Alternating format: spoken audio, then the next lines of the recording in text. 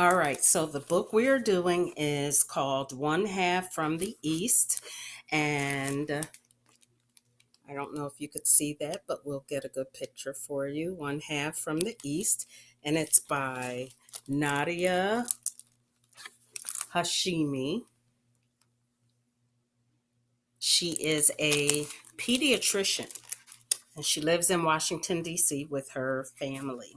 But see, you can be one thing and have a career as a doctor, and you can also write books, or you can also you can be whatever you want to be, and you can do whatever you want to do on your spare time.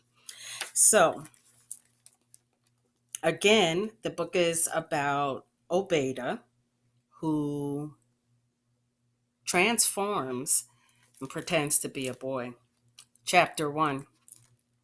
Sleep, O Beta, and by morning all will be forgotten. My mother's advice worked quite well for most troubles. An argument with my sister, a bad grade, a tear in my favorite dress. But 6 months ago, something so bad happened to even her wisdom could not see me through it. As hard as I try, the memory won't go away. And that's because a reminder of that gruesome day lives in my home and calls me daughter. I try to focus on my father's gentle face or his perfectly complete hands, but my eyes always drift down to where his leg used to be. And everything comes back in a horrible rush. On that terrible day, at the very beginning of spring, my father had taken me to see the doctor. My parents were worried because I'd been coughing for 2 whole weeks and my throat was so sore. The doctor looked down my throat and put a stethoscope to my chest. When he was done, he gave my dad a prescription for antibiotics. On my way home, my father decided we should stop by the pharmacy to pick up the medication. I was so tired from walking. It was morning, and my father still wanted to get to work in the afternoon. He found a plastic chair outside a clothing store and told me to wait for him there. I watched him walk the 2 blocks down the street and go into the pharmacy. When he came out, he had a small paper bag in his hand. He lifted it in the air and waved at me and smiled. That medicine was for me. It was the only reason we were in the market that day. I try not to think about that too much. A second later, a white car pulled up in front of the pharmacy and blocked my view. I waited for my father to reappear. After that, things get pretty fuzzy. I remember the loudest sound I ever heard. I remember smoke and screaming and people running. I remember horns and fire and the sound of glass breaking. I remember putting my hands over my ears and falling to the ground. I stayed that way for a long time, waiting for the sounds to stop. I looked up and tried to find my father, but where'd I last seen him standing, there was only the car. It was missing its hood. The inside of the car was one big ball of flames. I'm sure I was crying. I don't know if I was screaming. My throat hurt even more the next day, so I probably had been. Everyone was trying to get away from the white car. Everyone but me.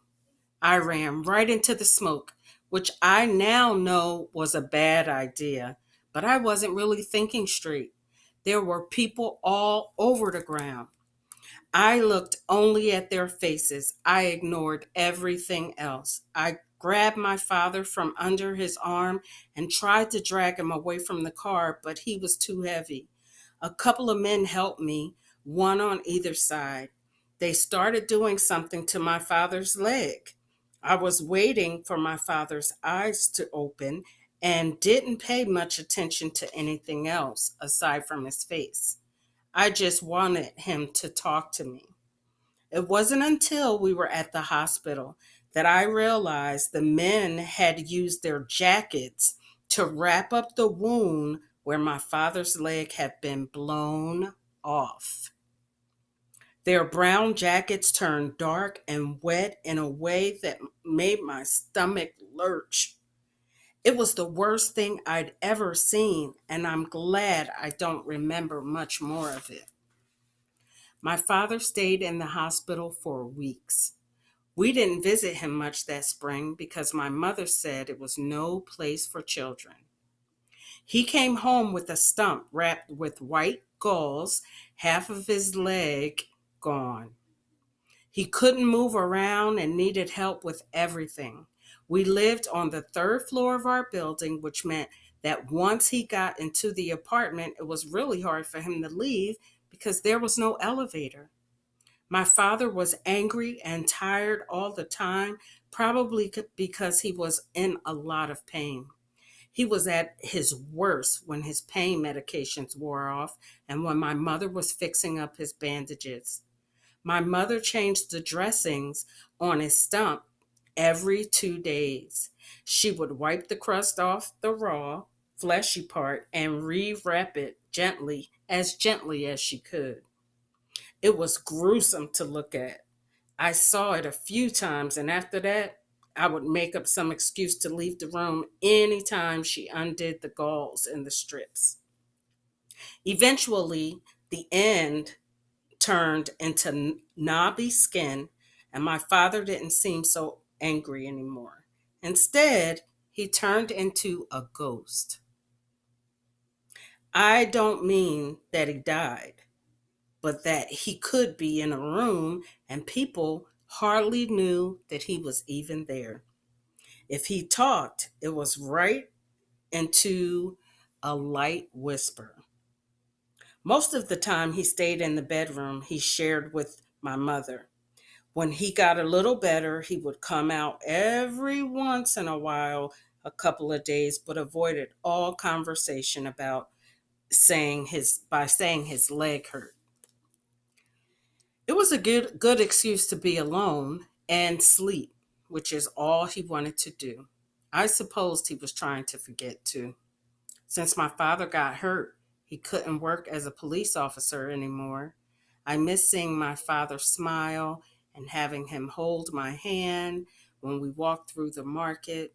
I didn't realize how proud I was of him until he lost his uniform.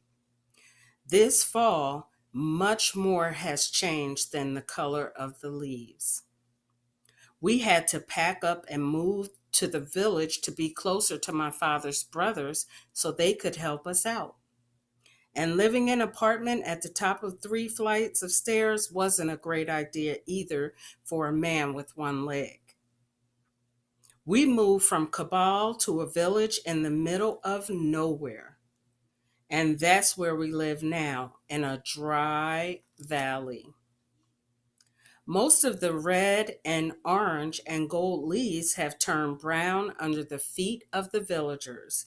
My father grew up here, but moved to Kabul where my mother's family lived as a young man. Life in Kabul was so much better. Our apartment had a balcony, which I really liked because I could see everything that was happening in the street or in our balconies below us. I love being over the railing and watching drivers roll their windows down and yell at each other, their cars just inches apart. My school in Kabul was in a really nice building. It was messed up so badly during the war that they had to rebuild a lot of it. We had blackboards and desks and playgrounds and swings. The village is far from Kabul and very different. There aren't as many people and there are nowhere near as many cars. Families live closer to each other, and there are no apartment buildings. We live in a small home close to my uncle's house. Our village home has a courtyard, but there's nothing exciting to see there unless you watch our clothes dry on a line. My eldest uncle takes care of his younger siblings, plus his own wife and children. That's the way things go.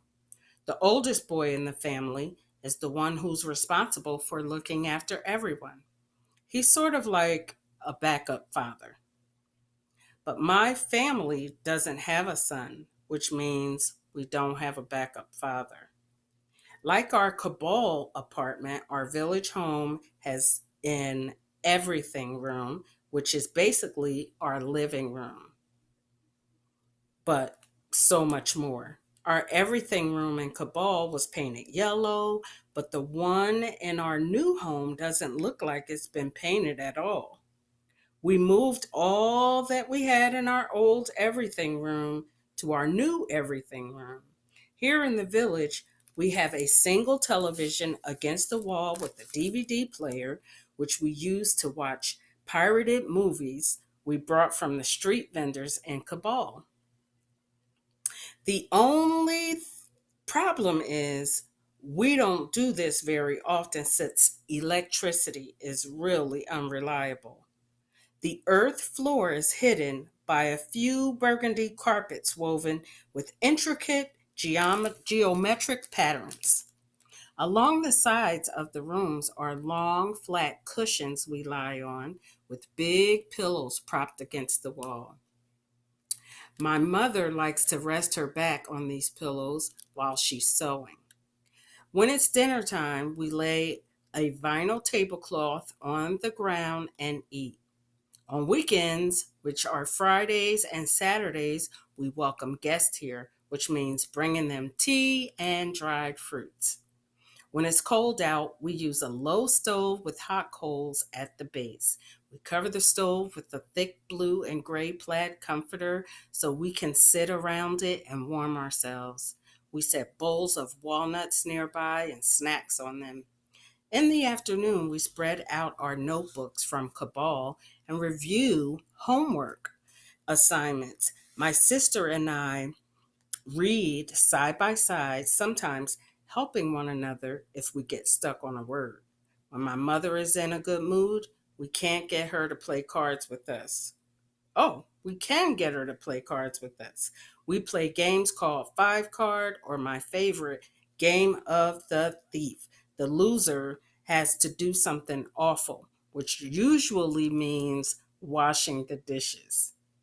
There are two other rooms, one room for my parents to sleep in, and one room that I share with my sisters. We all sleep on a thin mattress that rests on the floor. In the mornings, we fold up our blankets and lay them on our beds. There's also a small room that opens to the back of the house, and that's where my mother does the cooking, letting the smell of sauteed onions escape into the open air. It's a pretty simple house, not made of any concrete or metal like our other apartment building in Kabul, but my mother keeps reminding us that things could be worse. I think she tells us that so we won't keep talking about how much better things used to be. My mother tries really hard. She's not happy about living in the village either. It's far from her family and her friends. She misses our home in Kabul. She misses the hair salon she would go to, even if she went only once a year. And the new sofa we just brought for our home. I think she misses the way my father used to be. It's a lot harder to make her laugh now, even when I'm being really funny. And I know my mother is not at all happy about being closer to my father's family. My aunts come and talk to her, but she either gives them tight, polite smiles or looks like she's trying not to roll her eyes. Everyone lives so close to us, it takes only a few minutes to walk from house to house. And it's not like we can pretend we're not home. We're always home because there's nowhere else to go. I can see this stuff now because I'm 10 years old and not a child anymore. My father's leg taught me a lot about my parents. I can see they are not always strong and they're not always right. And because I'm 10 years old and smart enough to notice, I see that lately my mom's been giving me a strange look, like she's got something bad to tell me. But I know she's going to do what parents do and pretend that it's actually something good. That's the end of chapter 1. So, is Obeda happy about moving from Kabul to the new village? It doesn't sound like it to me. And is her mom happy about it? Doesn't sound like it. I wonder what the bad news is. Or does she know that it's bad news? After all, she is 10. Who knows? But come back here to find out as I read chapter 2 tomorrow. Again, it's Miss Sam, and I just wanted to come and share a book club with you that you can listen to whenever you want to. Okay, I'll see you tomorrow. Bye.